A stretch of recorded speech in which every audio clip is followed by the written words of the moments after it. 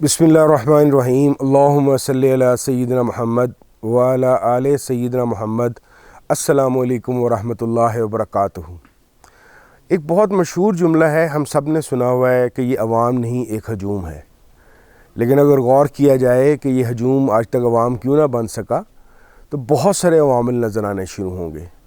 उसमें से एक के मुतल्लिक मैं आज बात करना चाहूँगा। हुआ कुछ इस तरीके से कि 14 अगस्त 1947 को अल्हम्दुलिल्लाह, अल्लाह का शुक्र है कि इस्लामी जमहूरिया पाकिस्तान मार्ज़ वजूद में आ गया। लेकिन पता नहीं क्यों उस वक्त के लोगों ने शायद कुछ चीज़ों को ज़बरदस्ती इस्लामाइजेशन की तरफ करने के लिए कुछ बहुत सारे ऐसे इक़दामात उठाए कि जिसकी वजह से हम अपनी पिछली तारीख़ से और अपने इलाक़ों की तारीख़ से बिल्कुल कट गए। अनफॉर्चुनेटली हुआ कुछ इस तरीके से कि 1947 से पहले कि हमने सिर्फ वो चीदा से पीरियड्स उठाए जो मुसलमान हमला आवरों के मुतल्लिक थे या मुसलमान पीरियड्स के मुतल्लिक थे, यानी कि उनका आना, यहाँ पे बसना, यहाँ पे हमला करना, यहाँ पे बुज़ुर्गान दीन का फैलना। इसके अलावा इस इलाके की कोई और भी तारीख़ थी या कुछ सिविलाइजेशंस के और भी गढ़ यहाँ मौजूद थे। बदकिस्मती से उससे हमें बिल्कुल अलहदा कर दिया गया। यहाँ तक कि आज अगर किसी बच्चे को बताने की कोशिश की जाती है कि हम पाकिस्तान, जिसको आज पाकिस्तान कहते हैं, बेसिकली किसी ज़माने में इस पूरी इलाके का नाम सिंध होता था। और ईरानियों के हमले के बाद जब ईरानी आए तो सीन को हे से बदल के उन्होंने हिंदुस्तान या हिंद किया। और आज हमारे बच्चों को ये बात बिल्कुल क्लियर है कि पाकिस्तान का हिंद से कोई ताल्लुक़ नहीं, बल्कि हिंदुस्तान यानी कि हमारा हमसाया मुल्क इंडिया ही हिंद है। जबकि इंडस वैली का नाम, जो पुराना नाम था, वो सिंधु देश था या सिंध का इलाका कहलाता था, जो बिगड़ के हिंद बना।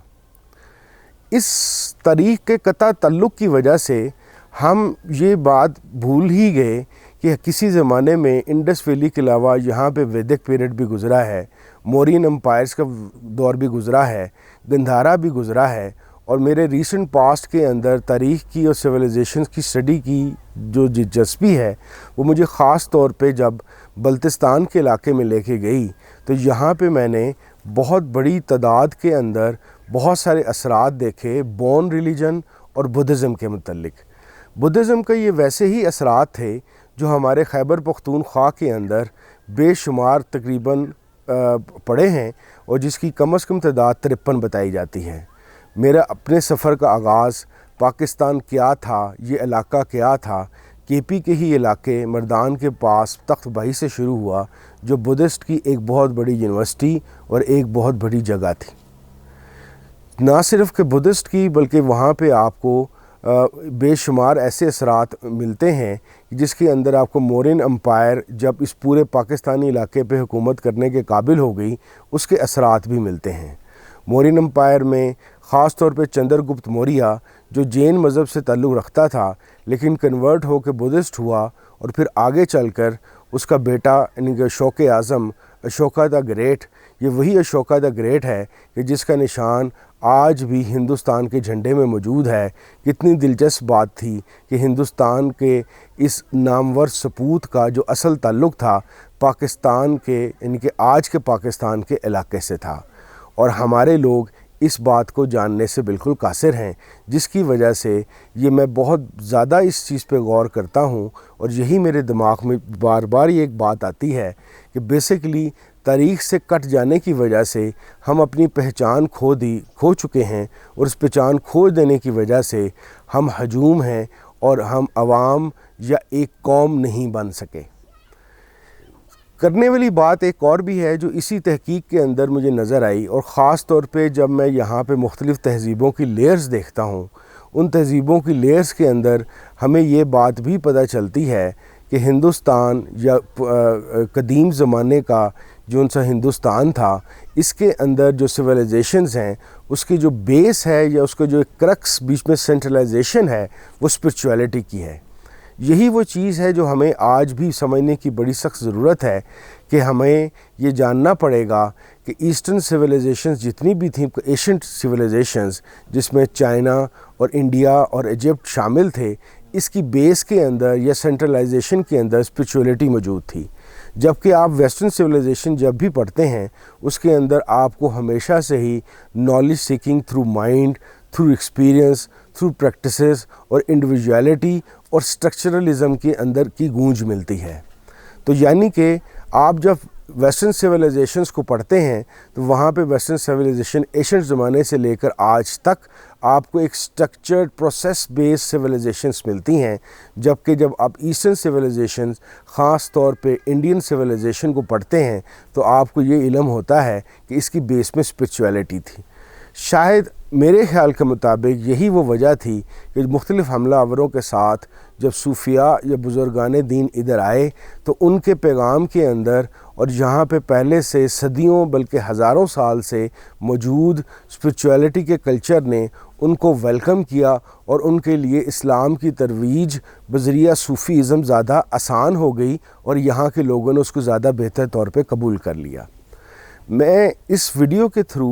یہ عرض کرنا چاہتا ہوں کہ ہمیں چاہیے کہ ہم اپنے سلیبس کے اندر خاص طور پہ ہندوستان کو صرف ایک دشمن نہ قرار دیں، بلکہ ہندوستان اور پرانے زمانے کا انڈس ویلی یا سندھ یا پرانا ہند جون سا ہے، اس کے تمام پیریڈز کی تاریخ لوگوں کو ضرور بتائیں۔ مجھے یقین ہے اس بات کا کہ جب لوگ آہستہ آہستہ اپنی پرانی پرکھوں کی بہترین قسم کے علوم کے اوپر حاصل کرنا شروع کریں گے تو انشاءاللہ تعالی ہمارے ملک کے مختلف جو اکائیاں ہیں ان کو اپنی کامنالٹی،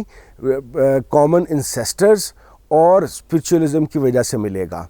میں یہ سمجھتا ہوں کہ ہمیں اسپریچولزم کے اوپر کام کرتے ہوئے اس علاقے میں اندر یہ جو سی ہسٹورک لیئرز ہیں اس کے متعلق بھی ہم جانیں، اور اس کے علاوہ پہلی دفعہ کوشش کر کے صوفیزم کو سٹرکچرڈ کر لیں تو یہ ایک قسم کی ہماری ویسٹرن سویلائزیشن کے ساتھ ہمارا ایک کمپیٹ کرنے کا ایک طریقہ کار بنے گا۔ لیکن سب سے پہلے خدا را اپنے نئی نسل کو اور ایون پرانی نسل کو یہ بات بتائیے کہ ہماری تاریخ کا آغاز 1947 سے نہیں ہوا، یہ ہزاروں شاید لاکھوں سال پرانی ہے۔ جی ہاں، میں نے لاکھوں سال جان بوجھ کے کہا، اس وجہ سے کہ میں نے خود اسلام آباد میں آرکیالوجی ڈپارٹمنٹ کے میوزیم کے اندر روات سے دریافت شدہ ایک 20 لاکھ سال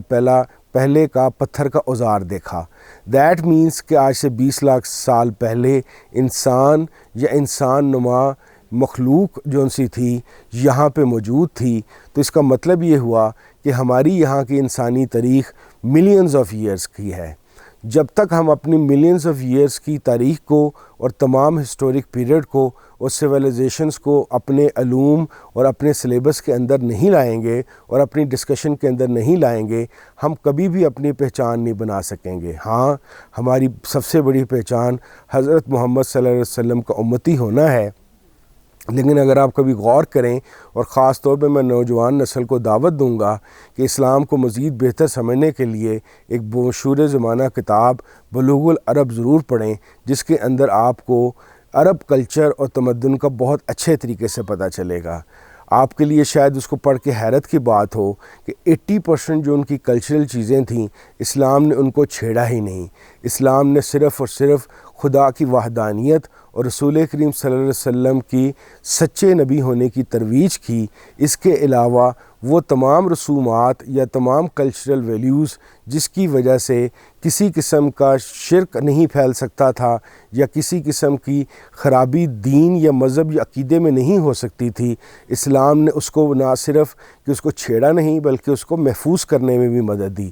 اس طرح کا کلچر ہم اپنے ملک پاکستان کے اندر بھی ڈیولپ کر سکتے ہیں کہ اس ملک کے اندر ہم اپنے پرانے کلچرز، پرانے ہسٹورک پیریڈ کی دریافت کریں، لوگوں کو بتائیں، سمجھائیں، سکھائیں، تاکہ ہمیں پتہ چلے کہ اب سے نہیں، ہم ہزاروں لاکھوں سال پہلے سے ایک ہیں، ایک بیک گراؤنڈ کے لوگ ہیں، ایک شوق، ایک کلچر، ایک تمدن کے لوگ ہیں۔ بہت شکریہ۔ السلام علیکم ورحمۃ اللہ وبرکاتہ۔